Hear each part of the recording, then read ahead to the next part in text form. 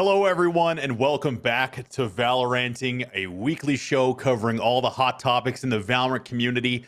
I am WTFmoses, lucky to be joined by none other than Lauren, Pansy Scott, and Scott Smith, otherwise known as the legend, SirScoots. I'm extremely excited, as you can tell. How you doing, guys? I'm doing really good. I've got to cast some Valorant recently. I've been chilling out. I'm still stuck at home, so overall pretty good. And I get to be with you guys, so it's a good time, right? Yeah, and much the same. DNPeek, that fantastic network, picked up our pilot episode for a full season. Of course, they replaced the old curmudgeon-y host with a better new version, I guess, but hopefully just as cranky in some regards, Moses. It is ranty after all. Add some glasses in a couple of years, and my beard will turn white, and then I'll be passing it off to somebody else as well. But you know what? We've got a lot of exciting stuff to talk about today, and I'm happy to have you along. We've got tournaments, we've got player contracts, and we've got the new ranking system, among other things, all happening in the last week. I'm excited to talk about the contract stuff. We got an expert here in Scott Smith who has spent some time around contracts and player dealings, so I'm excited to get into that. How about you guys? What's been going on for you guys in the Valorant space this week? For me, I got to cast Twitch Rivals for the European side of things. And it was interesting to catch up with Europe. I feel like I'd had a lot of like North American exposure through like casting some of their stuff and watching all the streamers. So it was nice to kind of touch base with EU. And other than that, I've been avoiding playing ranked. That's about it. And for me, haven't been playing it all that much, but watching quite a bit. Some of the tournaments, obviously, we've got a variety of streamer, caster type tournaments versus some emerging pro player tournament entries, if you will, some of these teams. And I always get really excited to watch kind of the potential of a new esport bloom, right? We've had our share of ones that didn't bloom. And I've been a proponent of this one from the get-go. I think this one's going to have some legs. So kind of seeing it's now out of the honeymoon phase. We're in the start picking on everything phase, rightfully so. So it'll be very interesting to see where this goes. Great show, though. Lots of really cool topics, I think, in that sense, too. I want to talk about player contracts as well, so that's a good thing. I've been spending most of my time actually looking and paying attention to how the ranked system has been playing out this last week. It's been a couple of days. I've in the middle of my placements. I know that Pansy, you've been doing the same, and there's been a lot of chatter about the ranked system. How has it been treating you so far, Lauren?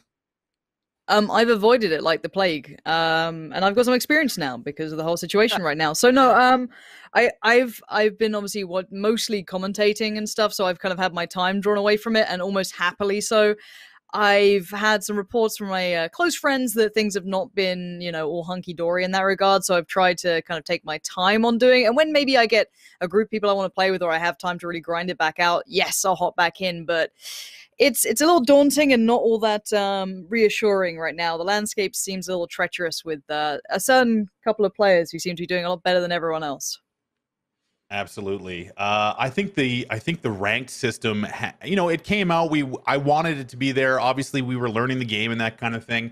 But since ranked has come out, there has been a lot of questions about a lot of the fundamentals of Valorant. We had this anti-cheat thing from the very beginning, and it has been very clearly a big topic in ranked, as we've seen numerous high-level players constantly running into cheaters in their elo. Scott, I'm interested to know, this was a big selling point for Valorant before it came out. Yeah, all their hype, was around several topics: competitive integrity, peaker's advantage, netcode, all these things that were going to revolutionize their idea of an FPS, Riot being they, right? And now it just seems like a lot of the shine is starting to wear off all those apples they sold us, right? It's a lot harder than you think to do a really good, solid, and maybe not too evasive anti-cheat, right? Obviously, their anti-cheat blew up in their face over how kind of endemic to your PC it was, right? Got to be there on boot up, all those things. They tweaked it, said you can turn it off. Here's how. You can turn it off and on. To me, none of that matters if it don't work, right? Now, I don't want to give them too much shit because maybe they're well aware, like maybe it's intentionally not working, like it is in a learning phase, right? Because just like virus and antivirus software, cheat and anti-cheat software go hand in hand, right? So maybe what we're seeing now is absolutely like Riot. It's intentional, meaning that they have not stopped blocking all the cheats as they gather info.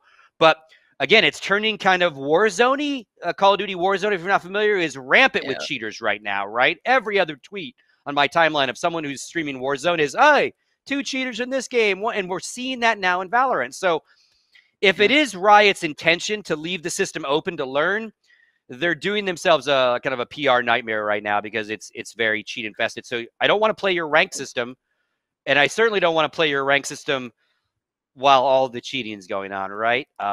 Big shoes to fill when it comes to having a non-cheatable FPS, man.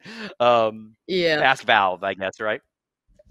Yeah, I think you hit the nail on the head at the end then. For me, it's like, as much as we love to give Valve shit and be like, vax here and there and everywhere, it's like, I think Riot have now kind of got the sudden realization that, oh shit, this is actually pretty hard. It's why I'm pretty sure me, Henry, and Matt, during that first show, we were like, yeah, bring us a harsh anti-cheat. We're sick of our games being tarnished by these issues, because we've played FPS games for years. I mean, it's been such a long road of having to deal with it. So for me, I was willing to have all of that privacy being potentially open, just hopefully that I can get a clean game. And it's why I'm genuinely avoiding it. I mean, all the people around me at my rank, or, at my supposed rank, who've done pretty well, have had maybe, I don't know, 1/4 to half of their games having someone probably cheating in it. But I do hope it's just going to end up being, yes, this is a learning phase, but it also sucks to do that in ranked games. You know what I mean? Like, this is meant to be the competitive spaces where people are meant to really get, into the whole concept of the game. And I think Riot are kind of getting slapped around a little bit. So I'm hoping there's just like a big old ban wave coming in soon, and we see that, ramp up. But right now it's not a space I want to sit there and grind away and waste all of my day doing, and then being like, well, guess fuck me, right? I played at the wrong times, I queued at the wrong times, Yeah, and maybe that's like they're good. I was going to say there's issues on both sides, because Riot has put themselves in this position where there's already a lot of money to be made when it comes to the cheating industry. But not only that, they've also put this emphasis on their anti-cheat, saying like, we've built it from the ground up. We've got all these different levels of access. It's almost this incentive for someone out there to be like, oh, okay, well, now not only will I make money selling this, but I want to come in and say like, hey, I want day one cheats, which there were in this situation. But on top of that, Scott, there's these guys are trying to get their careers together in Valorant. Like they're trying to climb the ranks. They're trying to do all this stuff, and they're now being impeded and not able to showcase or potentially land those deals that now are becoming so lucrative. Yeah, it's this weird storm that the game has kind of created amongst itself, right? They built the hell out of their anti-cheat before it even launched, before we knew that it was kernel and like it was dangerous, and they were sending all my, anime pictures to China. They pumped up this anti-cheat and how important competitive integrity is to this game and the longevity of it, which we all agree with. Lauren, as you just said, like nothing worse than ruining your shooter with a bunch of cheaters. So they set that bar. Then they come out, and obviously we find out how evasive it is, right? So it's like, okay, well, if it's that evasive, it must be badass. I'm willing to take that risk. So, and all these things line up, and then they go, okay, it's not quite turned on, and we'll fix how you can turn it on and off when it's not necessarily catching everything. But then don't give me ranked play, and don't start giving licenses where I can go win $20,000, because you're adding this perfect storm of the competitive side and the cheating side that wants to fuck with the competitive side. You've dangled carrots for both in an ungodly way, right? And so cheaters are probably just loving it. Like, look at all these people I can fuck with that have all this thing, It'd be one thing if there was ranked or some tournaments, but it's all happening too soon, maybe. It's never too soon for esports. Everyone jumps in, but like it's like this perfect storm of like, fuck, your anti-cheat isn't working. So, and again, maybe it's intentional, but you need to figure it out quick. Fine line. Yeah, real fine line on that. Yeah, really fine line. So on that topic, looking at the next steps, I think we're going to see a lot more of a crackdown. And you mentioned something interesting. Is Riot maybe allowing some of this stuff? Maybe not allowing, but cautiously observing, seeing how people are attacking the anti-cheat. They even went so far as to put up a bounty to say, if you can crack our anti-cheat, we will pay you money. So obviously they're willing to invest in this stuff, which I think is a good sign. But it's not really making you feel any better if you're playing ranked right now, trying to get into the upper echelon. You're running into cheaters every game. Exactly. I mean, the thing is, it's all good and well to do this, but being the mouse, the rat being tested on feels kind of shitty. Yes, it is still beta, and I guess you could argue this is why you shouldn't get too ahead of yourself in it. But if you tout it as a competitive game, people are always going to want to push for it, right? You put the incentive there, they'll always chase it. Especially when you bring out ranked, it's literally meant to make you want to play the game more and get better at it. It makes you want to be competitive. So it is that double-edged sword, and I just hope there's a quick resolve, or like something big has to happen to kind of quell it, I think, from my side. And it's why I don't want to play solo queue. It's why if I do want to do my rankings, I'll do it with a 5-stack, because people seem to have better luck in that. A lot of my friends said I feel like we get put against other 5-stacks sometimes. I don't know if that's even the case. It's still a bit blurry in that regard, but again, it does feel like a hindrance. And I've gotten used to the fact, even in CSGO, where I don't run into cheaters that much, or even if I do, they're not obvious. I play matchmaking with my friends. We're mostly around global. We all have the trusted factor on, and generally we don't have issues. I know a lot of issues for people who are just starting out now, who don't have that luxury of all of the, I guess, hoops you have to jump through to get to the safer end of it. But still, at least, some of my experiences are better. But yeah, I mean, as I said, I like the idea of having everything there. The rankings, are a good thing technically, and the placements can be a good thing technically, but I think the execution is still slightly lacking. So yeah. How do you feel about? Sorry to sort of cut you off, Scott. I wanted to ask you this question as well. How do you think that the resources of Riot, looking at how Valve has handled things with their Prime matchmaking, do you think that they're going to maybe shift and try and add some additional layers of protection into their anti-cheat system, or maybe even the way you access ranked? I think you should have to. I don't see any problem these days with making someone add a trusted factor. Don't make it a necessity. If someone wants to just play the game, that's fine.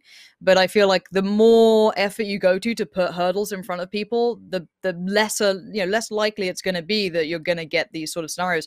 I'm more than happy to put my phone number in there to get the trusted account that I did for CSGO, and every single CSGO player I know will have the same thing. So they're not going to sit there and go, actually, no, this is the step too far for me. But if it is for someone, fair enough. You play untrusted games, you roll the dice, right?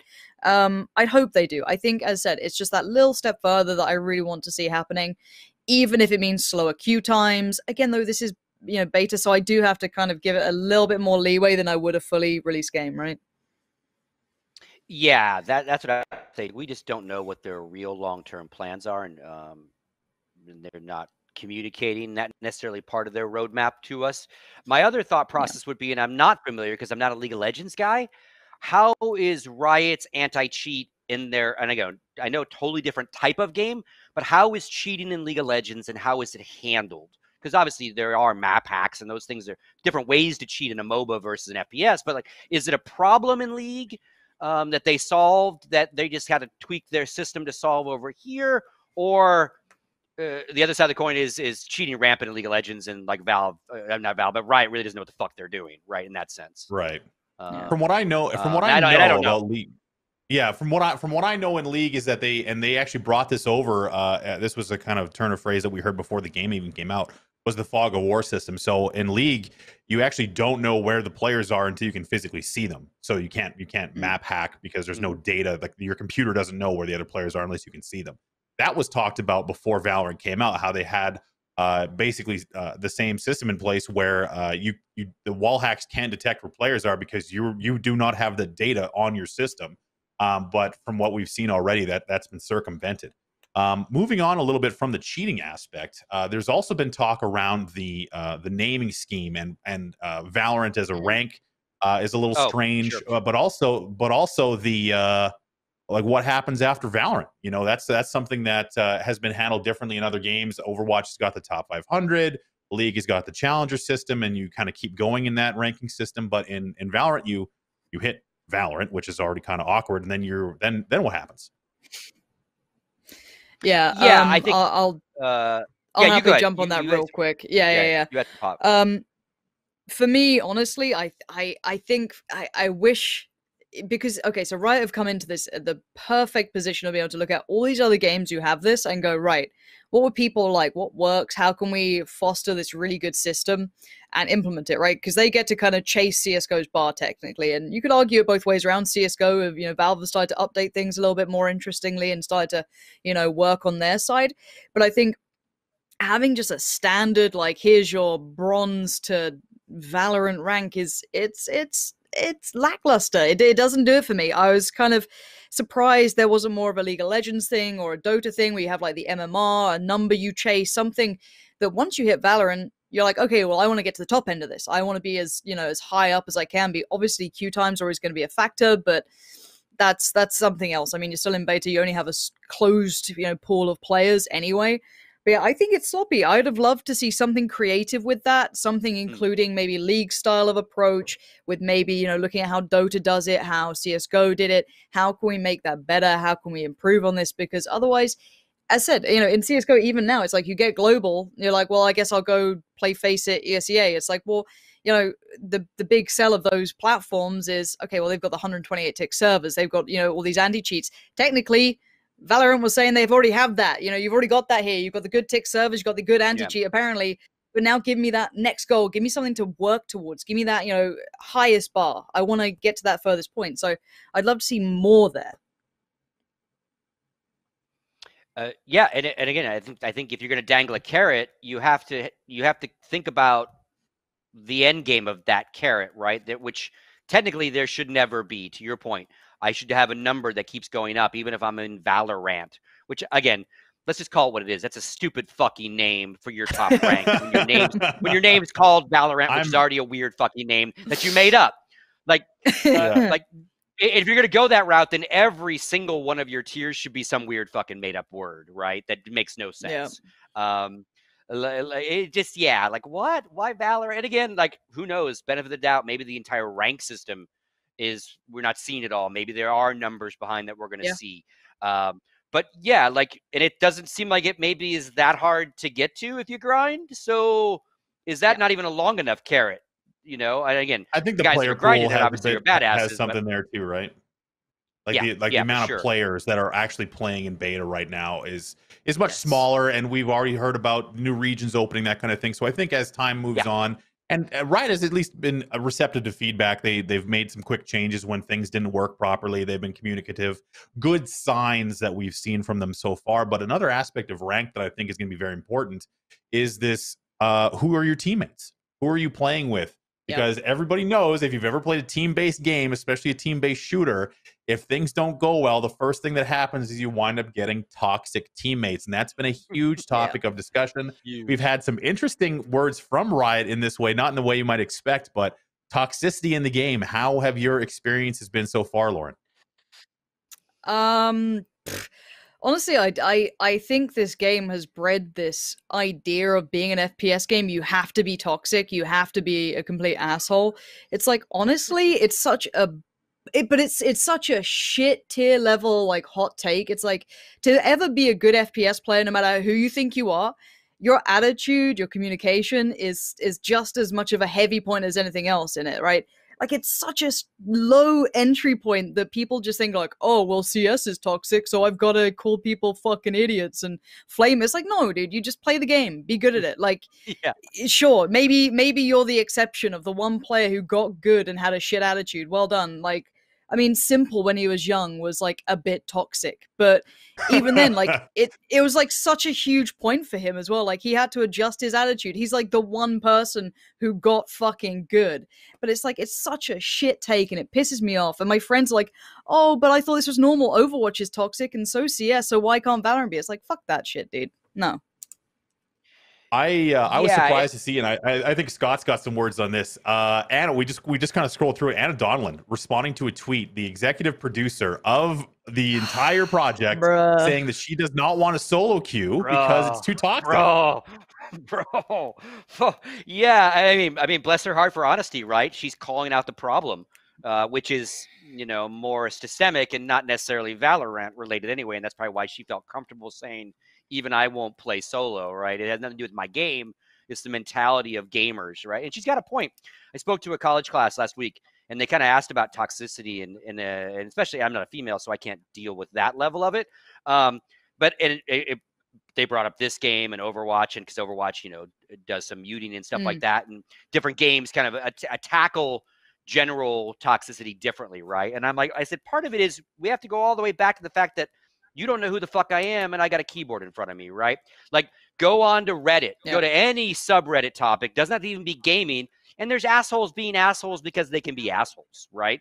So that person's going to take a shot wherever that is open, whether it's I'm old, or I heard your voice and you're a woman, you're kind of fat looking girl or guy or whatever. I went and then saw your Twitter, so I could use that as ammo. So it's a bigger question than how do you solve it in Counter-Strike or Valorant? How do you solve it? How do you negate the idea that I can get away with it, right? Much tougher question, right? Obviously, hardcore reporting tools and a good moderation team can kind of try to clean your game up a little bit, or your Twitch chat a little bit, or wherever. But it is this like anonymous mentality that I can be racist, I can be homophobic, I can be misogynistic because I'm just sitting here fucking typing away. And what do? Do you turn chat off? You know, do you make all talk not exist in a game? You know, and even then you have to deal with a toxic teammate, right? So there's no easy answer.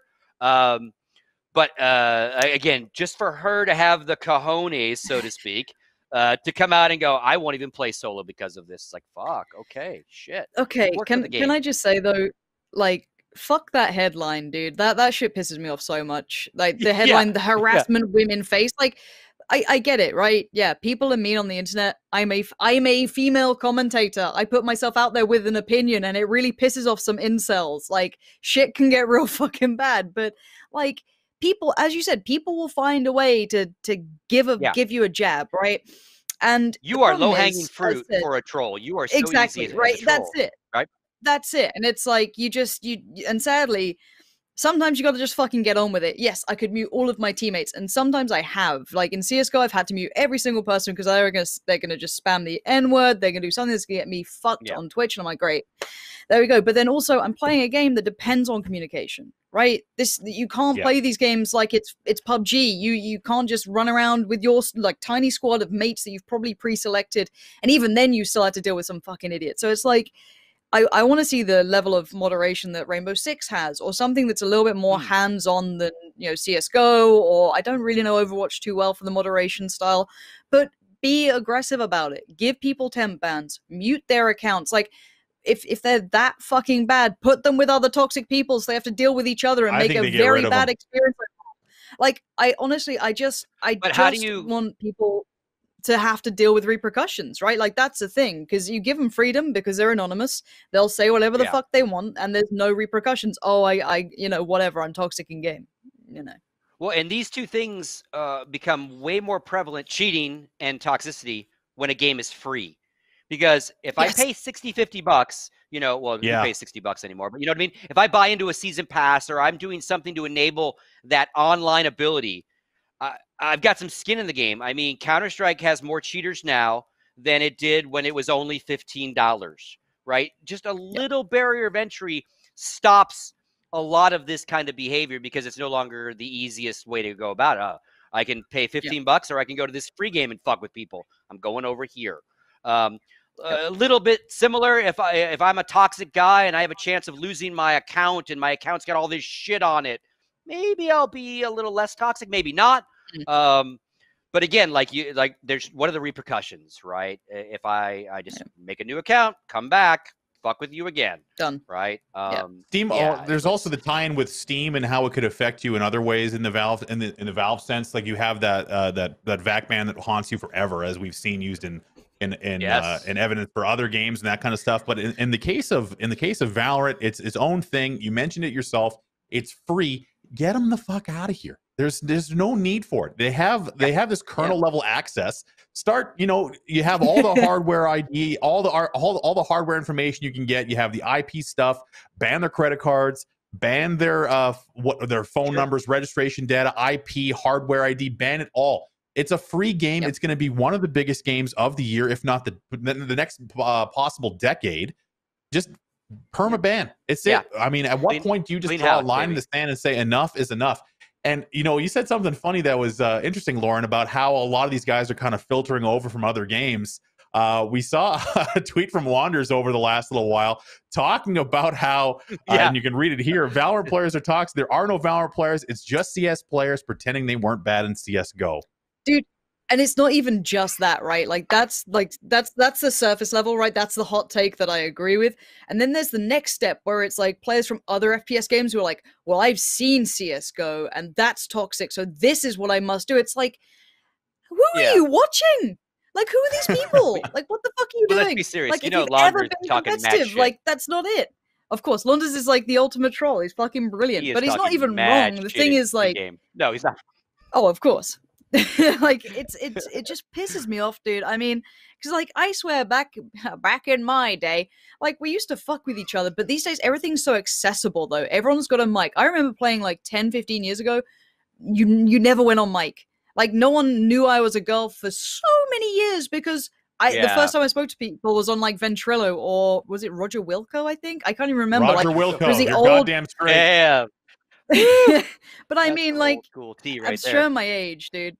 But it's like no one knew I was even a girl, and it was fine. You know what I mean? But then as soon as that happened, then it's like, make me a fucking sandwich. I'm like, you're so fucking funny. But it just the landscape has changed, and I just, as you said, it's gonna be one of the biggest FPSs, and it's gonna be, a beacon of what people look at as what an FPS community should be or is going to be, and I just don't want it to be a fucking shit show. Like, get it in line. Like, just deal with it well. Get a good reporting system. Yeah, exactly. Lock them out, and then invite them back. And well, that's a unique situation. Talk about a redemption arc. Hell of a redemption arc. But I mean, they have the precedent of just permanently banning even popular players of just saying you don't have access to the client anymore. That's it. That's the end. And I think that to set a precedent early, that might be just something to talk about. It's actually been an interesting topic all around esports, because Valorant has been this magnet that is drawing in people from so many different areas. I mean, we even saw Red Eye talking about it. The amount of players coming from other areas has been interesting to see. And not only that, but the behaviors, because I mean, Overwatch has got its own thing as well, bringing people in. And I don't think that this PR stuff, in addition to the cheating aspect, is really made for a really great launch for their ranked mode. Now, obviously, again, we give the caveat with beta, but is this, Scott, in your opinion, affecting the overall view as Valorant as this, like, shiny, clean title that had all these different things going for it, but as time goes on, the veneer keeps coming off? Yeah, like I think it adds to what I said earlier about like all these caveats they put forward, and like these shiny apples. It's all starting to wear off a little bit. Anti-cheat isn't as great as what we thought it might be yet. Again, beta still, closed beta. Game comes out this summer, then we lose our shit on them. Anti-cheat, peeker's advantage, maybe very peeker advantage in this game versus just, all these things that we thought were going to be one way are kind of shifting now that a lot more people are beaten on the game, right? And again, I would be really challenged for you to tell me a multiplayer free game on the internet with open mics and open chat that isn't toxic. Tell me what community and game that is. Like, Red Eye can say this is the most toxic game he's ever been in, but like 2 weeks ago, that would have been whatever other queue he was in and whatever. Dota, like, it all depends whatever, on right? Yeah. Like, again, everyone's being a little what's the grandiose term and building this on the most this. No, it isn't the most, because you've been in ones just as bad, especially if you played MOBA. Still a game on the internet. You're going to have people from the internet in the game. Yeah. And again, I'm challenged for like, yes, thank you, Dan. I'm challenged to find that perfect. I also hate the word community. The most toxic community. No games have communities. No games have player bases, right? Communities build within a game, and they live over here, but the game is not a community. It's a bunch of fucking people playing the game. So I think they're all toxic in that sense. If you open it all up, you let people chat to each other and yell at each other, they will do it. Again, I'd love to play the game. It's not like that, right? Overwatch went so far as to like change fucking shit you type. If I call you a fucking asshole in Overwatch chat, it'll say something like, have a nice day, right? Like they literally You're a skewer pretty it, flower. right? Yeah, right. They fuck with like their band terms turn into funny, fucking beautiful terms, right? So Absolutely. I just think it's just one of the things that, welcome to an online FPS, right? Like when you put competitive people together with tools for them to yell at each other, they're absolutely going to do it every chance they get. Right. And crystal clear quality as well. Shout out to Riot for the nice codec, so I can be told I'm an idiot, and so high definition. So and again, go ahead. No, I said what they're forcing, unfortunately, what all these games force is me to not want to solo queue, not want to play with randos, and 5-stack or not play the game. Right. And that's not what you want, right? It's not at all what you want. Yeah, solo queue would be huge as well. And we've seen I've seen players actually in and out of 5-stacks doing quite well. And on the other side of this discussion, on top of the cheating and everything else that's going on, are the actual great players that we've started to see emerge from the ranking system. The first Valorant North American player, in this case, actually a former CSGO player, Tenz, hitting the first overall being recognized here from the Valorant team as the first Valorant ranked player. That is already awkward to talk about. Why is it named Valorant? Is there any other choice out there? It's interesting to see now for guys like Tenz. CSGO is probably the game we all thought was going to be the biggest, the biggest beneficial factor coming across. The skills translate very easily. Do you think that this is going to be a normal thing that we see? I'll jump in on that real quick, just because I'm glad to see Tenz finding that, but let's look at who Tenz is as a player as well. He was one of the grinders out of CSGO towards not the end. He was picked up by Cloud9 when they had a reshuffle. I think he didn't last very long though. The problem is I think he came from like the FPL scene or something similar, ESEA to an extent, whichever one you want to look at, and eventually got taken out for personality conflicts, whatever that may be. People suspected maybe he had too much of the mentality coming in from that puggy scene, but again, this is just people theorizing. But as a player, he's a grinder, right? He's one of those players that can just put hours upon hours into a game, and obviously he's mechanically gifted as a player as well. The problem is, though, he's learned in such an environment that is so abnormal to an actual like professional like game, right? His mechanical ability, though, is phenomenal. So it's not surprising to see a young gun like that finding it.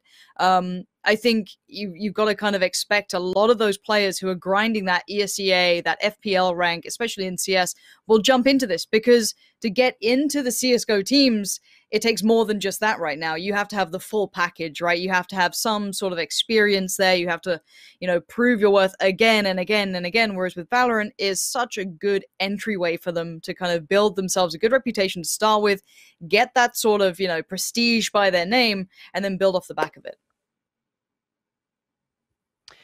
Yeah, I would agree. I mean, I think obviously, you look at the gameplay, you look at the gunplay, you look at the games at their core, not looking too deep at abilities and ultimates and stuff. It is very Counter-Strike like, right? Obviously, they've used it as a marketing term. They got Volcano. Like, there's no doubt about it. I think what people often forget, Counter-Strikers, we are Legion, right? Like, you have to remember, this is also a game that is 20 years old, that has had several successful.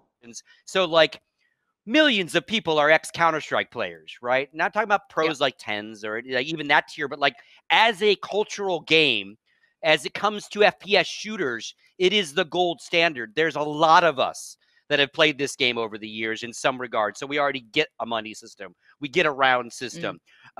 So like it would be like if you opened a new MOBA that was similar to Dota and League, that whole crew, those millions of people that play those games would shift over and naturally get a head start. I think the head start goes away fairly quickly, though, because it's not brain science and like rocket brain surgery and rocket science. Sorry, I got those backwards. Trying to figure out this economy system. Yeah, I know, right? Because this economy system is even easier than like the versions of Counter-Strike over the years, where money system wise. And so it really comes down to who can aim the fucking mouse well, I think, is who's going to be really, really good at this game, because everything else is kind of secondary, right, to the gunplay and the aiming. Abilities are not necessarily next level hard, timing wise, etc. And I think when it comes to kind of filling teams and like the esports side of it, we also, thankfully, Counter-Strike has a tier 2 and tier 3 scene that has survived for decades, right? Like, like other esports are struggling with their tier 1 scenes, let alone their feeder systems, right? We have 2 third-party clients that people pay monthly to use. So like we have a feeder system into this game from Counter-Strike like no other, right? And we have a tier 1 that is so goddamn locked right now that if I'm sitting down here and I'm pretty goddamn good at Counter-Strike, but I know I'm never going to get signed by an Astralis, a Cloud9, a Liquid, any of the tier 1s or maybe even tier 2s, I'm beelining right to this fucking game, right? It's right in my wheelhouse, right? But I think my advantage as that kid goes away within months of launch, right? Because millions of people will very quickly learn what Counter-Strike kind of is via this game first. Right. So head start, but not a long-term head start, not a long-term skill gap ability, I would say. And I think you're already starting to see that bleed through. I think that the fundamentals and the aiming style will always sit very naturally to a Counter-Strike player, but also just an FPS player to a degree. It's not, I feel as though the maps lend to this, but that's a whole other topic. But if you're at the start of any game, if you grind, and you're good. Let's say you already have that skill set, you already have that foundation, whether it be from Apex, Overwatch, whatever it is. If you've already made it to a tier 1 end in any game, you know the process of getting there. You know what it takes to be a good player for a team, right? So for me, it's why you're going to start seeing more and more of these quote-unquote anomalies happening, where you'll see the team that everyone thinks will win will suddenly lose to maybe a team that they didn't expect so much, because this game isn't just about aiming, it's about setting up crossfires, complementing your teammate, trading effectively. And yes, CS players have that, but so do other FPS players. So I think that once you have those foundations, it goes to the grinders. It's why you're seeing people like Tenz or like Ace or Dizzy, people who've made it to the top end of Apex or, you know, the high ends of ESEA and FPL. They're grinders. They're going to sit there 12 hours a day and play twice as much as anyone else. They're going to sit there and learn that game all over again when they already have the foundation to boost them just that bit higher. Whereas someone who's made it to the very tip top in CS, I don't know if they still have it in them, and that's no discredit to those players, but I'm sitting there thinking like, okay, Taz and Neo have been playing a whole lot. Are they willing to grind it out that much again to compete? Like, is that in them? Yeah. Maybe. If not, they're going to get pipped to the post by these young guns, right? Well, even you could even use Skadoodle, right? Because Skadoodle's all over the game. He's streaming it, you know, and he made a shift at, I wouldn't say the top of his Counter-Strike game. You know, he was declining after the major win, decided to go streamer only. But this guy's got a major in his pocket, right? The only North American one, right? To your point, I don't think Tyler will drink that kind of grind mentality. He's gonna do what he can, but I don't think he's gonna have that hunger like a tier 2, tier 3 Counter-Strike kid who never had a break, right? Like Ska's already been to the mountain, right? Like top of the world, so to speak, right? So that's probably harder to even remotivate for even a new game. Like, fuck, I don't know if I can do this like I did in Counter-Strike, so I'll just hang out here. And who knows? Like, he's a competitive type guy. But again, I think Eye of the Tiger means a lot when you've never been in that spotlight. You've never elevated, right? And that's what excites me about, again, different topic, kind of, but in seeing a shift of Counter-Strike players, the redemption arc of young Brax, not so young anymore, Swag, right? Who, you know, through fault of his own, I'm like, the kid has to take his own blame, right? Has no Counter-Strike professional career anymore, right? Yes, he should have been released from his ban by now. 5 years long enough, but that's a kid that got kind of fucked before we ever got to see what he could really do in Counter-Strike. Now we get to see what he might be able to do in a game, right? Don't get banned, Braxton. He's been kind of trading on that, and I think there's some revitalization of certain. Hiko comes to mind as well. A guy who essentially kind of floated out of pro Counter-Strike, having a great reputation, but now seeing a huge resurgence. And looking at the rosters and the names we've been talking about, Mendo, Ace, Dizzy, these guys are all now large streamers, and you will always have this question: is it more lucrative to compete, or is it more lucrative to stream? And if you have an audience in the thousands, 9 times out of 10, that question is going to be answered very easily, because you're seeing the sponsorship money, the freedom, no travel, you stay at home, all these benefits of streaming that I think will eventually turn the tide to top-level competition back to the people that Lauren was talking about, the grinders, that team of 5 people. High Ground, I think, is a good example. These are guys coming over from Pro PUBG and certainly didn't make a ton of money playing Pro PUBG, and their stream presence isn't there yet. Those are the type of guys that maybe had a success elsewhere are going to be coming over here. But the question of money is always going to be hanging over those top-level names. Speaking of money, there's been some discussion, some questions about these early signings. T1, you talked about Brax. He was, I think, one of the first guys getting signed as a tactical FPS player, because Valorant actually wasn't out yet. But a lot of these numbers we see get kicked around are huge, and I think that's been a big topic of discussion. Sinatraa there as well. I think he deserves his own topic, considering the nature of him coming over. But early cash going out, and the amount of which has been under some scrutiny. Some say $20,000 for some of these guys per month. Is that too much money too early, Scott? I mean, probably yes, right? This blew up into a huge debate. Red Eye's tweet I took a poke at as well. I think you have to be really careful with who you're disappointed with, or who you think is fucking this situation up, right? I don't think you can ever blame a player, just like you can never blame a potential employee when you say, hey, how much would you like to get paid? And they give you a number. If your employer decides to match that number, you might be giggling to yourself like, boy. Or you're saying, fuck, I should ask for more, right? So, like Red Eye, everyone was like, players shouldn't ask for this. Fuck that. Players should ask for as much as they fucking feel comfortable asking for. Why? Get those checks. Because these, get these checks, because one, they're month to month. Like, don't let any pro team ever tell you different. I could sign a 5-year contract with Cloud9. It's a month to month on Cloud9's side. They can cut me anytime they want. They can bench me anytime they want, but I can't quit and go into the free market anytime I want. So they're literally signing big contracts to work month to month. Now, is 20 grand too much for a player or a streamer right now for the ecosystem of Valorant? Probably so. But you cannot be mad at the player for asking for it. If a reasonable owner would be like, dude, that's insane. How about this number, right? So if someone paid it, and we don't know who paid it, we haven't seen anyone's contracts. We don't know if one guy got offered it one time, or if all of Sentinels is making 20 grand a month. So a lot of speculation going on. But I'm always a guy on the side of players, right? Because I've seen the contracts. I know how one-sided they are. I know that it's literally kind of a month-to-month deal. And if someone's going to offer that to you, especially right now in a brand new game, take it and ideally sign it for a really short term, 1 year, less, whatever. Because there's so many clauses that 20 grand could turn into 5 grand right away the minute I bench you. But I still own you on paper for 3 more years. You're not playing for anybody. So, like, again, I've been tweeting, lawyer up, lawyer up, lawyer up. Because lawyers cost a couple $100 for a couple hours of work to make sure you understand what you're signing, well worth it. So maybe too much on the business side for an org, but no, I would say not too much to ask for if you're a player. Get it when you can, boy. Get that paper. There's I mean... I was gonna say. Go ahead, Lauren, please. Go for it, Moses. No, please, all you.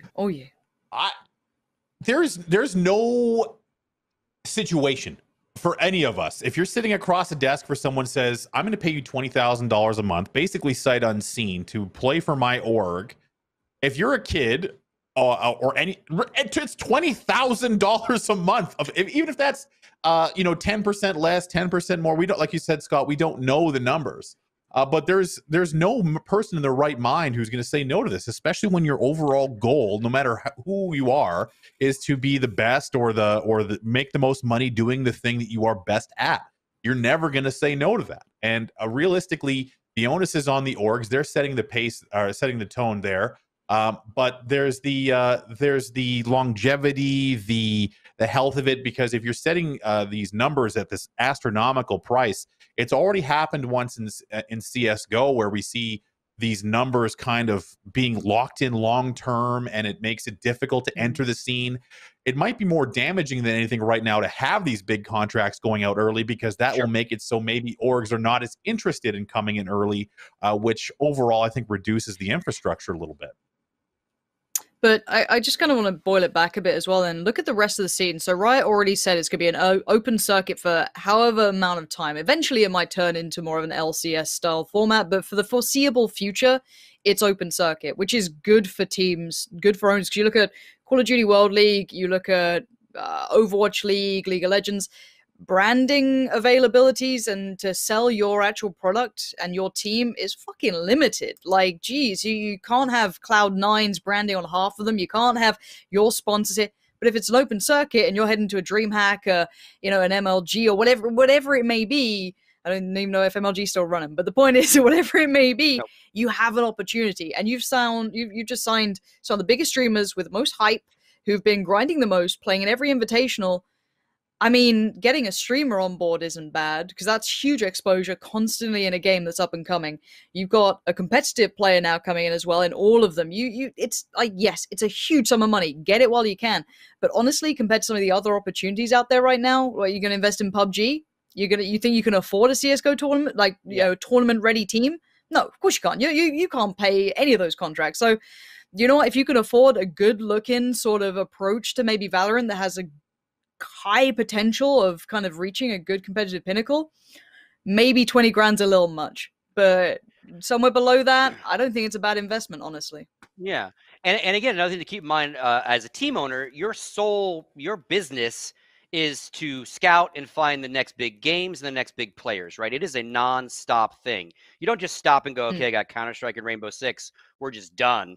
Like, you're always looking at next. We've seen stupid games blow up. Shoot Mania. It happens every time a game comes out. Teams rush in because they have to. Because if you get into the ground floor and it's the right game, you're fucking set for life. Cloud9 and TSM exist because they got in at the ground floor of League of Legends.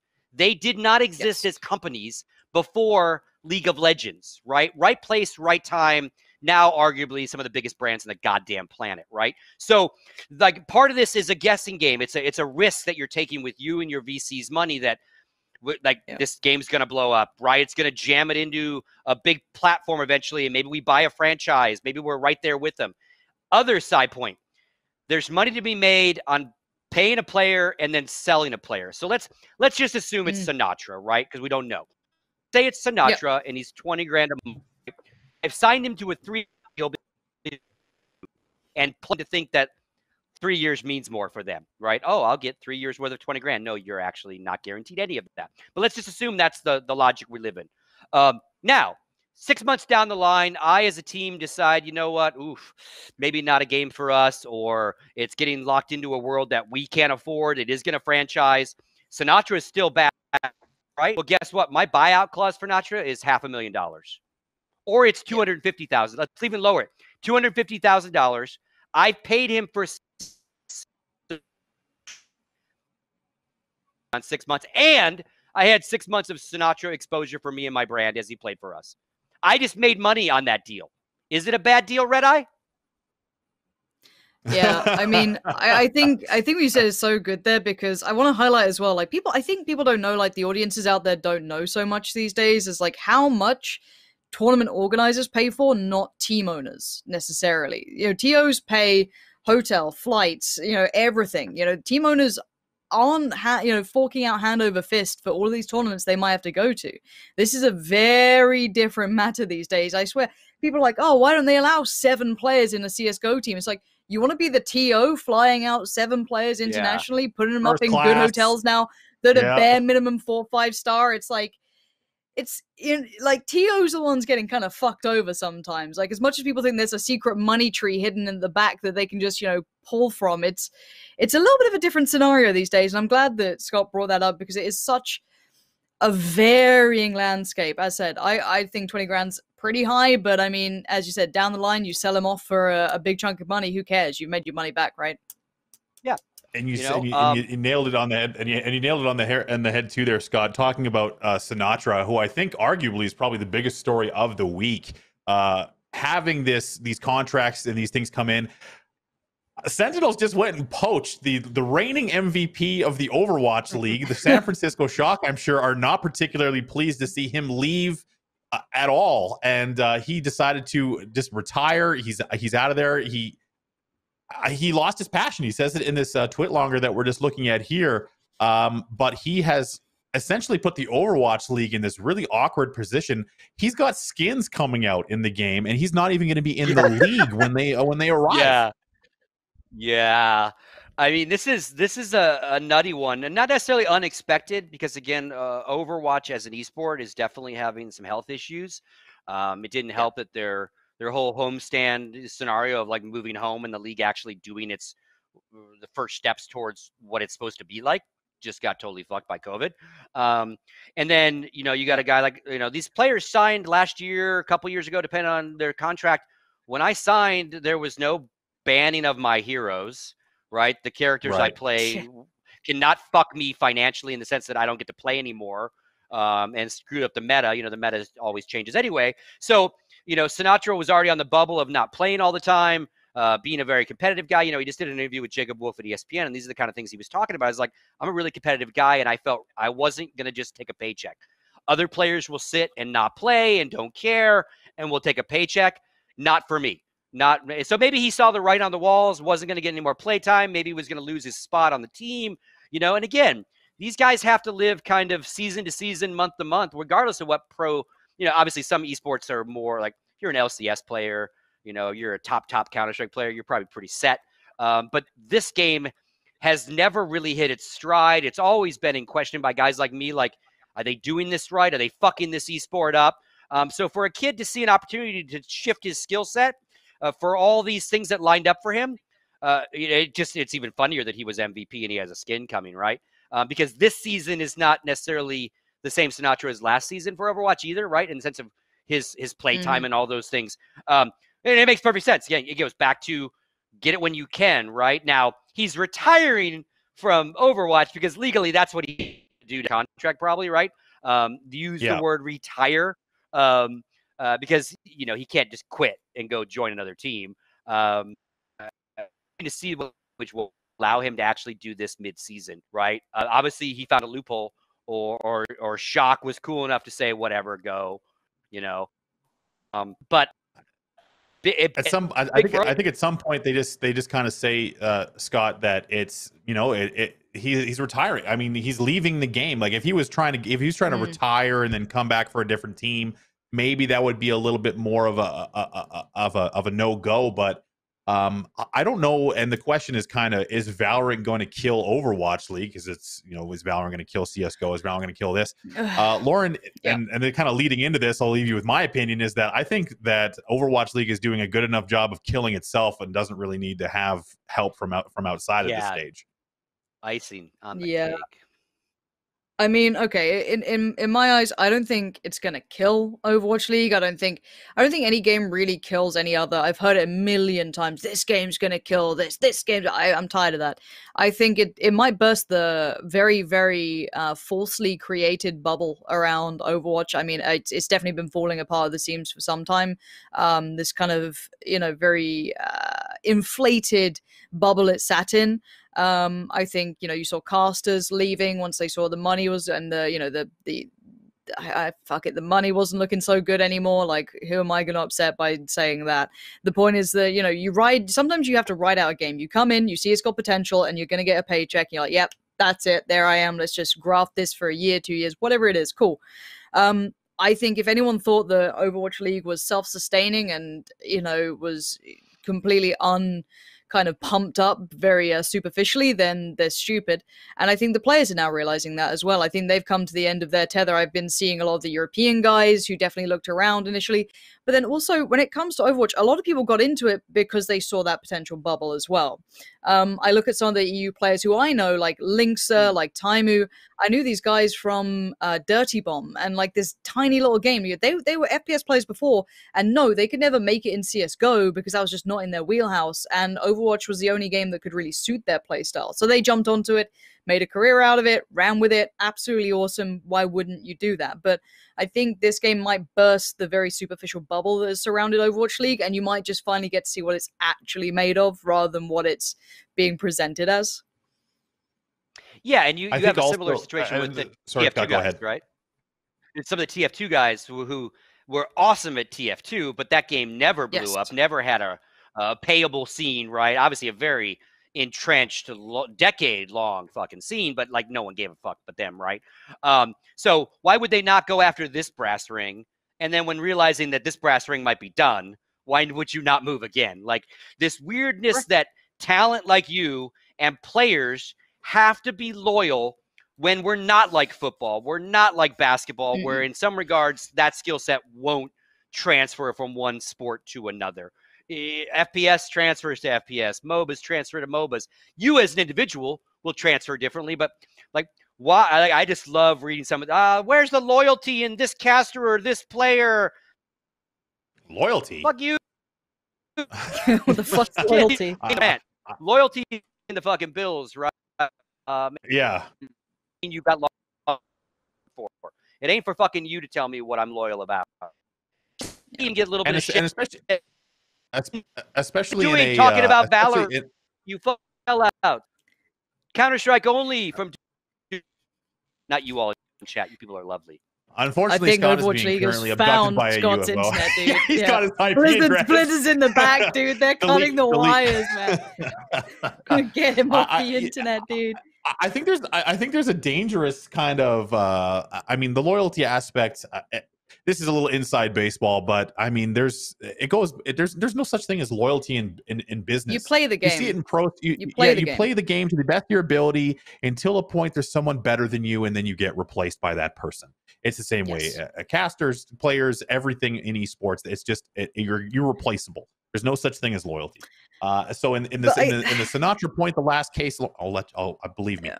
There's Sinatraa leaving, and then there's the overall question, and I wanted to pose this to you real quick here, Lauren.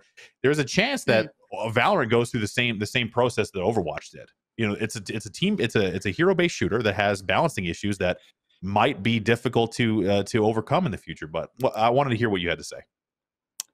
I mean, it was just about the whole, like, it pays to play loyal, though, right? A fan base doesn't like someone who's always brutally honest, right? But then it comes full circle, you know? Like, once people grow up and they realize, oh, this person doesn't just love Miami Flaming Dolphins, whatever they're called, who cares? Like, no, they're in it to get their paycheck, and they're going to play to that. And yeah, they might love where they're at. They love playing the game, or maybe they don't. But, you know, some people need to kind of chill out on that and realize that we have to pay our bills.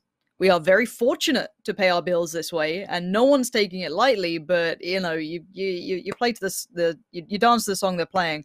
But on the point you brought up, I have a little bit more faith in Riot not fucking this up than some other people. I mean, I've been fortunate enough to have conversations with people like Waylon in the past, and some of the more senior members at Riot who, when this was during like League of Legends, and they're very aware of the space around them. As much as the game very much existed in its own area and its own lane, it did its own thing. I don't think they're the type of developer to go, I'm going to ignore this other game has ever existed and anything they've done is garbage. I think they're aware of the footholes that, you know, the potholes that could come along and catch them up. I hope they are.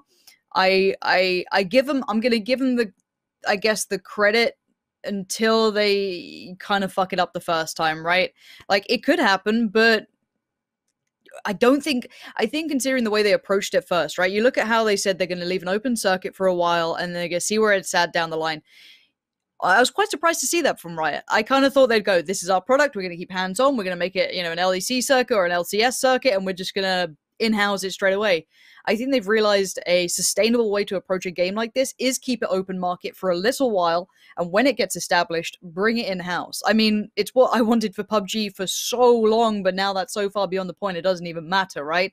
You build the hype up, you leave the game to kind of set its own roots up, genuine roots, not these falsified bullshit ones that Overwatch League got kind of hammered. You let it kind of get its grassroots approach, and then you build off the top of it. You supplement that, you support that scene, and let's say it gets to the healthy enough point where you're like, okay, well, let me invest into this. Let's our company kind of refine what we're doing here, and they take it in-house, and hopefully they do it right. I feel like Riot, as much as I want to give them shit, I feel as though they're going to do it right. I mean, that's how League of Legends started as well, right? It's like they left open circuit and then took it in-house, but you know, it's the balance of you can't do precedents from other areas too, right? Like, yeah, they have like they've learned, they're assimilating, they're seeing how other people have made mistakes and are learning from that. They did it with League, and now they're doing it with their next title, and I imagine they're going to be doing it with their upcoming titles as well. And you know, learning from your mistakes, a big aspect of esports. Twitch has often been criticized from that. But before we talk about Twitch's missteps when it comes to Valorant and drops, we're going to kick into a quick commercial. We'll see if we can catch that van that has abducted Scott, and we will see if we can't free him from the clutches of the Overwatch League who swooped into to steal him. So we're going to hit a quick break. We've got some more topics after that, so stick with us. We'll be right back. No, Bobby, don't hit me, Bobby. No.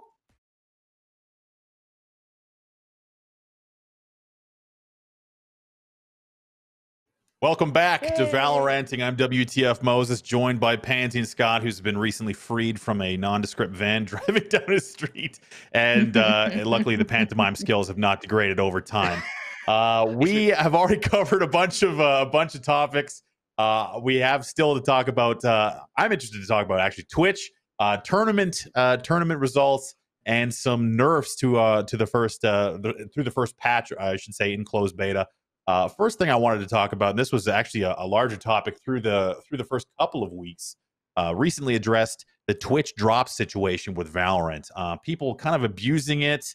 It was huge out of the gate, but it quickly turned into this contest as to who could keep their stream up the longest. Some going 24/7 all day, every day. Very lucrative situation considering the drops. I'm interested, Lauren. What was your first perception on the whole rerun 24/7 drama? It's scummy, but I mean, if it's there, I'm not gonna like blame people for doing it that much. Like, it's not something I had the same opportunity, right? I had the very early access to it. I had the option to put, you know, all the drops on my channel, but you know, it's scummy when it's not disclosed. It's scummy when you're trying to, you know, dupe the system and the players. But again, they also gave a lot of people the opportunity to leave their stream open. That was the whole game of it, right? So, I mean, I don't know. Like, is anyone ever going to say Anomaly is like, you know, a moral standpoint to look at? That guy is far from it. But, you know, do I blame people for trying to do it while it's not been banned? Not really, but I wouldn't do it myself, you know? They're printing money as well. You know, there's that aspect of it. Yeah, and I think I agree that, like, again, it's scummy. It's a loophole. It's slowly being closed. I know that, you know, we did a show that we internally discussed, like, do we flip this back on because we're enabled for drops, you know? And we went, no, like, that would be bullshit, right? Especially without properly tagging it, you know. But the minute you land in that live category, even if you type rerun, like, it's just, I don't think they fixed it entirely, but they've started the process of looking at how people are gaming the system, if you will. Everyone's going to game the system when you can, right? I also think on the other side of it, really interesting way that Riot used influencers this time, which might have led to some of them doing this, right? Normally, a tier 1 influencer, if you will, would be approached by a developer and paid to play in those early days, right? Apex paid millions of dollars to tons of streamers when they launched, right? Riot didn't spend a dime, right? They gave access, right? They gave access, and then not only to the game, but to the drop system in the beginning, right? Exclusive access to drops and, you know, the play the game. So that was their way of paying content creators. So I could maybe see some content creators going, well, God, I got paid 20 grand to do Apex, so I'm going to milk the system this way to get my 20 grand out of the Riot game, even though Riot's not paying me. Again, dishonest, little cheesy, but I also kind of believe that probably the majority of people that are watching probably understood what they were watching too. I don't think they were duping viewers. They're trying to get keys. The system. Yeah, right. It's kind of a similar but different thing with like the simple imposters, right? Like, I think the people that are watching the fake simples know they're watching the fake simples, right? Not that it should be allowed, but who's being right? It's the other that kind of by these other content creators, because again they're gaming the system. I don't think the viewer gave a fuck what they were watching, right, to get those drops. Yeah. There's also the benefit that Twitch receives in this. They're making their money on ad plays, and they're going to have these VODs up with thousands of viewers generating ad revenue all day long. So we saw on the and this is a little note on the tweets, but you can see that the dates on when they're responding to this stuff is 2-3 weeks after the drops program launched. The final call coming down only a couple of days ago, and so April 30th is kind of the April 28th, April 30th is when they've said that, okay, this is, no longer allowed. We're amending our guidelines so that, people aren't exploiting this thing. But that was after record, like millions of people are watching the Valorant, the Valorant category, and generating this tremendous amount of ad revenue, not only for the streamers, but for Twitch themselves. So there is a benefit on both sides. And as a content creator, looking at previous titles, Apex, PUBG, where it was more organic, we got a lot of new people coming out from that growth. But in this situation, it kind of put this cloud, this iron curtain on top of the Twitch category, where if you didn't have 10,000 viewers, you're not getting any growth. But if you did, or if you had access to drops, massive growth. And that's an advantage I think that we might see repeated in the. I'm super jealous personally. Yeah, if I had access, I would have been rich getting richer. Very much but a rich getting richer on that scenario. Aware of like it's always the same streamers promoting the same games, never really disclosing it. Like, are we not sick of seeing the same people on the same front page? Like, the amount of times like everyone's like, this is scummy, but I'm like, yeah, but also Riot never said you couldn't say bad things. They said you got drops enabled, do it if you want. If not, we don't give a fuck. I mean, you sit there, sign a contract. If you don't hit these hours, you don't get these viewers, you don't get your money. You can't say anything bad about it. But also, you kind of just about put ad at the end of your title that doesn't even show, and you're never going to say anything negative. Like, people said that, and the people I saw moaning about not getting the drops at the very start, not about the VODs being up all the time or any of the other shady shit.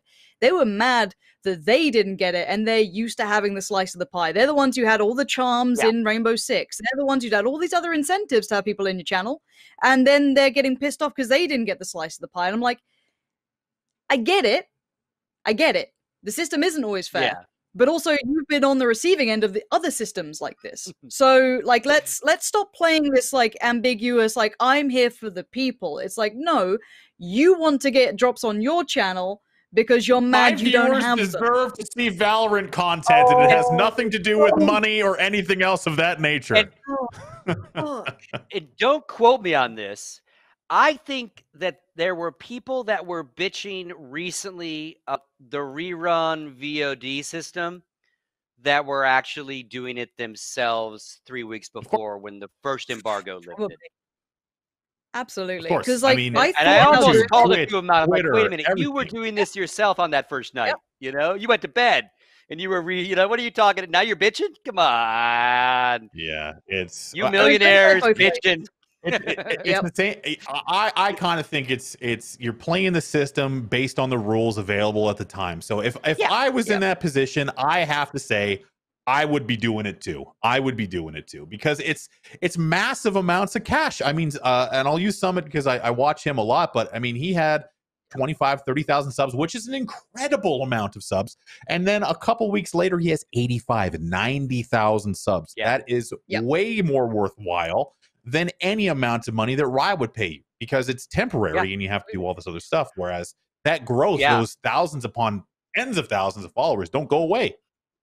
And it's not on our list, but like, I wonder if Riot broke the influencer will pay you to show our game off model. I think they just broke what Apex set a new bar for how much they'd pay, right? Because now an influencer, to your point, Summit did the math probably and went, okay, I made this much when I got Apex. Look at my growth and the money I got over here. Never asking for money again. I want this. I want this. You know? I mean, who's surprised? Give people a chance to get a drop. Like, this is why Valve was so ingenious when they said, right, at our major, we're gonna get what do our little plebs like? They like shiny skins. And what do people also like with that? The chance to gamble for those skins, right? So all Yeah. you got to do is sit in chat, watch our tournament, don't matter when, just fucking watch it, and you might get the $1 billion skin, but your chance is 1 in 1,000. But you might be the and everyone's going, yeah, that's fucking smart, dude. That's Sounds fucking kind of ingenious. like gambling, which I don't think Valve wants anything to do with. Let's I'm gonna give us this is the only wink wink nudge, nudge. before another van shows up to my house. Let's talk a little bit about the nerfs and some of the balancing that's been happening in the game, bringing it back into kind of the regular flow of gameplay development that we would normally see. Our first patch came out, I think 0.49 or whatever it was, a couple of days back, where we saw some nerfs to some characters that I think have been talked about a lot. We'll talk about Raze first, because I kind of look at the stage change as more of a balance tweak. Raze overpowered through the first couple of weeks. It was a huge topic of discussion. I was annoyed, but I didn't think it was as big of a deal as some other bigger streamers thought it was. But what are your initial thoughts on the changes, Lauren? I was right. Fuck everyone. I was spot on. I called it. You know, you got to cling to your victories. No, I think they were quite obvious that they had to come in. I honestly, the thing is, Raze as a character was very much situational. I don't think she was as OP as some people were saying, but the problem is that her abilities weren't necessarily based in skill. It was the fact that her grenades could do so much damage in such, choke point areas, and she'd get 2 of them. The problem was that she'd get it for free, right? So you have no way to escape it. There was no skillful way to disengage from that. Her ultimate, they upped the sound. It's still pretty cheesy, but all of that aside, it wasn't a huge nerf, but it just toned it back. So I'm pretty happy with that. I think she's still viable in the same role, but she just doesn't get it for free anymore. She has to work a little bit for that, which is what I want. I want it to have that risk reward value. I want it to be skillfully implemented. And when someone does get the benefits of it, perfect. That's good shit. So again, I think they balanced it pretty well. I know people will still moan when they die to the ultimate that it's OP, but it's fine. The ultimate's fine. It's the direct damage situation too. I think. I mean, the rocket coming in and nailing you, and the whole character balance aspect, I think, is really important to kind of look at overall. I think her utility was okay. I kind of come out of the argument that early on in the game, that she would be a little bit more powerful because those choke points getting spammed. And just a heads up, this is a little bit older footage. This is pre nerf footage. But her E, we're looking at it right now. The boom bot, not that strong in my opinion. I think it's more of what it does for you. It creates so much space. If you're pushing a site, if you're clearing an area, you're forced to shoot it. You can't ignore it. You can't really get away from it if it's coming at you. It can be really nice for kind of giving you information. I think that's perfectly viable though. It's an information piece. I liked her utility kit of being able to utilize movement. Watching Dizzy play her initially was great. I was like, wow, that's kind of cool. I can see how she's used now. Couple that with the ultimate. It's fine. I feel like she's okay now. I feel like she fits with everyone else. It's okay to have insta-locks. It's okay to have, someone who you lock in. Like, as I said, Sage, if you don't lock her, it's someone's fucked up, right? So I don't mind there being heavier characters that are good for a composition because technically they work well in certain ways. Hers were in choke points, revealing information, revealing info in those choke points, and punishing people for grouping together. I think hers are a little bit more balanced now in that regard. I think, again, getting back to kind of expectations that have been set, I think this is where All Riot maybe screwed up again, right? A lot of it is about managing expectations based on what they told us before we started playing the game or seeing the game. And a now famous quote, one of the developers said that abilities will not kill people. Abilities are meant to be, for like distancing and movement and, zoning areas out and control of areas. They will not kill people. And then the very first new agent we get kills people. Now, if we had never heard any of that shit, would half of us have even reacted with a what the fuck when we saw the hero? Probably not, right? So again, they kind of set up the bar here and then went, oh yeah, but by the way, doesn't really apply over here, So that's the very first thing I thought is like they said that these abilities would not at all be like this. And the very first new person they give us is just like this. So don't tell us that shit. And we won't be as mad. And I think now they've nerfed it. And it's also part of when these kind of games is going to be a constant challenge, as we've talked about. because the game thrives on new stuff, new skins, new agents. You know, Counter-Strike doesn't get new shit, right? That's where we'll be very different, right? We beg for shit. We get once every 6 months something. So, but this game, like League, like other games, has to live on this new content. So this is going to be an ongoing challenge. They're going to drop an agent. We're all going to say it's fucking OP as hell because, one, it might be a little OP, but more, we have no idea how to play against it yet, right? You just got to give the player base time to figure it out too, and they will, right? Less people are whining about Raze now because, one, nerf a little bit, but also they've figured out the play style and where to look for those problems, right? You can't instantly fix shit. Let us all beat on it for a while, then start slowly fixing shit, right? And don't say that shit's going to be one way and make it another. Yeah. It happened in think League it's that also way. It still does. Yeah, but they like, what developer doesn't want you to play the new shit? So they're always going to make it OP. Like, it's every single game, and it's right. It happens especially if you have to buy, especially if you have to buy the character. If you have to buy it, of course. If you have any means of, like, let's say in Valorant, you need to use your points to unlock them or whatever. They haven't done that yet. They've made it be the experience bar to potentially unlock them. I don't know if you can skip forward using money, which you may be able to. But the point is, of course, they're going to make the most OP thing. You know, when it first comes out to get your interest, everyone wants to play it, and they make bank on that shit. Of course they're going to do it. Like, I think people would forget that this is a business, and this is how they make their money. It's a free game. You know, like, welcome to how it works. And I bet you the first patch that comes out, they have the insta nerf for it. So, you know, I think we're just tired from seeing this in other games. I think we've seen that cycle before now, you know?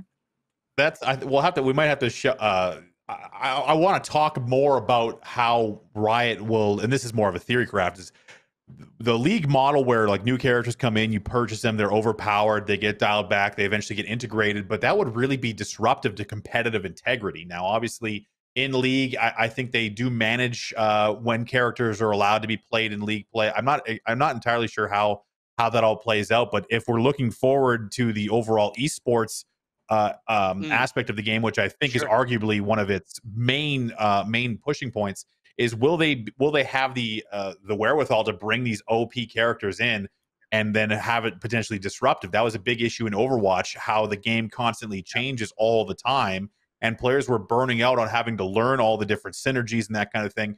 Hopefully Riot has thought about that, as already in these early tournaments, we've seen some sort of, there hasn't really been any consistency with, like, a set meta. We see favored characters, and certain tournament wins by certain notable teams have started to raise the question, who is mastering the game? Are we going to see similar metas develop? And I guess now, looking at some of these tournament results, Pansy, does it matter? Like, is it too early to put a value on tournament wins this early for a team like Smoke, who won the or actually, I believe they won the, was it ESPN tournament not too long ago? Oh, this was the Glory in Valhalla, so one of the other ones. Yeah, I think pinch of salt. I think it's just a nice look at who's competing. I think the game will shift and change and grow, and bear in mind, a lot of the teams we're seeing are still streamers, and that's no discredit to them because a lot of them are very competitive, but they're also, you know, you look at Venerated here, these guys in Vegas, obviously, we know them pretty well by this point. Again, I think sometimes the teams at the front are the ones who are grinding ahead of others. It's, can you then keep that synergy up, that level of, you know, focus, that level of drive 6 months down the line? I think that's when you're going to see the real teams, you know, eventually start to work their way towards the forefront. Yeah, and I also think, you know, this game launched during this crazy world we're living in where everybody's online, right? Streamers, pro players, everyone's locked in somewhere, right? Fast forward a year from now, let's say the world gets back to normality where we have sporting events and we have concerts and we have live esports events. Streamers will not dominate this game. Streamers will actually, they will be replaced by pro players of this game that have to travel the world and go to LAN tournaments and commit to playing the game 8-10 hours a day, not streaming it during their day of streaming, right? Like, there are no professional Counter-Strike players. There are no professional streamers who are professional Counter-Strike players. There are professional Counter-Strike players who happen to do streaming when they can, right? So I think you'll see that shift with this. This will turn into an esport and an entertainment property for streamers. It'll be both, right? But I think right now they're all the same people in some regards, right? Or mixed teams have a little bit of both. And I think you'll see the separation of church and state like every other esport when we can get back to normal. Because you can't be a Hiko and decide to stay home and stream 10 hours a day and travel the world as a pro Valorant player. It's not going to happen, right? So those decisions will have to be made by these guys eventually too, right? Again, we got a long way to go worldwide to get back to that. We're still having events cancel on us. But again, this game's going nowhere, right? So the future of this as an esport is, again, more of this separation like we see in other traditional esports, I think, between content creators who love the game and those that get paid to play it at its highest level. Looking at some of the tournaments and the esports scene as it develops it's been exciting to watch because there's just so much when a new title comes out, it's about learning and testing, seeing what's what. And there's been some complaints from the CS:GO players that it's not CS, probably would be the way I would boil that down into. And also, I think from the learning situation is that we haven't seen a total encompassing like mastermind level strategy come out when it comes to composition. So I've been seeing a lot of Cypher play, a lot of Sage. These are like the anchor characters that are in the S tier. Have you noticed any other similar kind of compositions or strategies? The Sova darts in the Omen smokes, all these types of different strategies. Has there been anything standing out to you as you've been watching these tournaments, Lauren?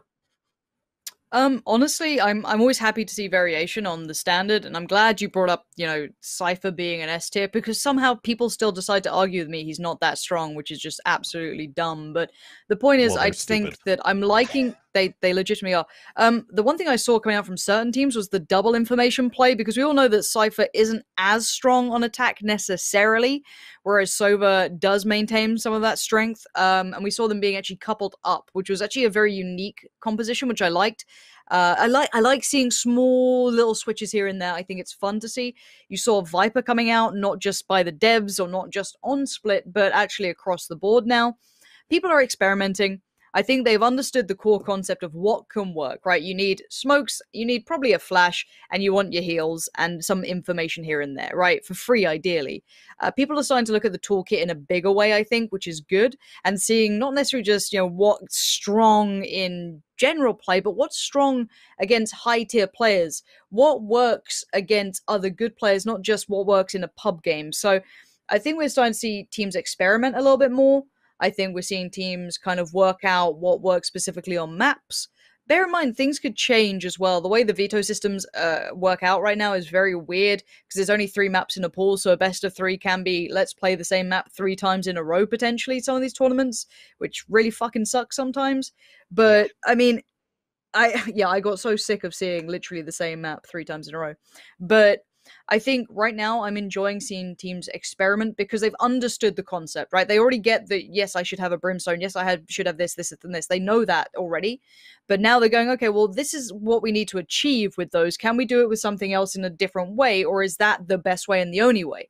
So I'm happy to see some sort of experiments here because I still think the flex pick of 4th and 5th slot is potentially debatable. I think you can still work some other pieces into that if you're going for set approaches, or let's say you're starting on a certain half and you know that, let's say you're starting on defense and you can get 12 rounds on it, then you're golden going forward, right? So it's like you could cheese it, you could experiment, and I want to see that. That's good for the scene. Absolutely. I've been wondering, and this is, I think there's been some limit that Riot has put on in the background where certain prize limits can't be broken right now. There is no real infrastructure. It's all just kind of pugging. Are you in the right Discord? Are you getting the right practice? Yeah. Who's in this tournament? Is it in your time zone? There's no central kind of feeder system to show this is the team to watch because they're winning everywhere that they are. Well, we've seen different things, different areas. Do you think that the third-party tournament ecosystem is on pace? Is it a little slow to start up? What are you looking for as far as regions? Who's strong right now, and how are we determining who is strong right now? I mean, just from watching it, for me, I hate to say it, I wish I didn't say it. NA is leading by quite a substantial amount. I think EU can catch up, and maybe I'm missing some of the smaller tournaments that would showcase more of the grassroots sort of, grinding as a 5 sort of approach. But right now, NA is substantially better. I've seen better individuals technically in Europe. I've seen Scream going off. I've seen some amazing stuff like that. But team composition, executes, you know, these sort of variety looking approaches to the game, I'm not seeing them in Europe yet, and not to a high enough standard. But also, you're right. Like there is no breaching factor. I don't really know if anyone in Europe right now could beat someone in NA. But also, we're just seeing fucking streamers. Like, Yeah, I love them. I like to watch them. They're entertaining. They're good. They make the game fun. You know, Twitch Rivals has been at the forefront. You know, the T1 stuff is an invitational, but I don't know what the general landscape is yet, and I don't think we will until people can go to events or someone's willing to put on an online tournament that's going to invite everyone, because maybe people aren't that interested in watching random gamer A versus random gamer B, and they actually go to the finals and no one cares to watch yet, you know? Yeah, it is a weird world in this Twitch Rivals kind of POV stream category, right? Where the personalities are also streaming, and they absolutely, almost regardless of what Twitch Rivals game you're using, those streams will eclipse the produced stream, right, with the observers and the casters and all that, which is kind of weird because you're kind of breaking your own growth of an esport when you want me to watch Skadoodle and you don't want me to watch your branded broadcast, or not that you don't want me to, but like he's available for me to watch his POV. The focus is the streamer. Yeah, you know, and again, I think in a normal world we're going to get this separation where these guys aren't competing, or they're competing in show matchy, intentionally show matchy type events, right? Because they're streamers, influencers, and not pro players. So I'm just waiting. Like, I want this game to drop. I want it to get beat on by the general public.